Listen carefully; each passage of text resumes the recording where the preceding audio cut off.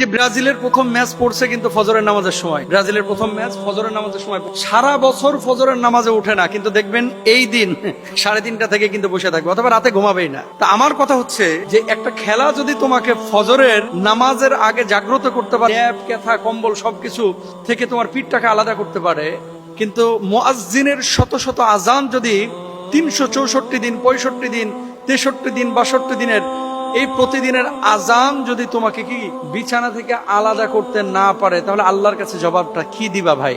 আমি যে পয়েন্টটা নিয়ে কথা বলতে চাচ্ছি, যে দেখেন রাত 1টায় আর্জেন্টিনার খেলা, ফজরের সময় ব্রাজিলের খেলা, জার্মানির খেলা হচ্ছে সকাল 8টার সময়। খেলার আধা ঘন্টা 1 ঘন্টা আগে মুড়ি টুড়ি মাখায় নিয়ে আপনি বসতেছেন। সকালবেলা আপনার বাপ আপনার কাঁথা কম্বল থেকে আলাদা করতে পারলো না, আপনার মা আপনাকে চিৎকার করে চেঁচামেচি করে ডেকে নামাজের জন্য উঠাইতে পারলো না। এতদিন আপনি মোবাইলে অ্যালার্ম দিয়ে রাখছেন, আপনারা কেউ আলাদা করতে পারলো না বিছানা থেকে, মানে আপনি ঘুম থেকে উঠলেনই না। সারাটা বছর অনেক যুবক আছে ফজরের নামাজ একদিনও পড়েন।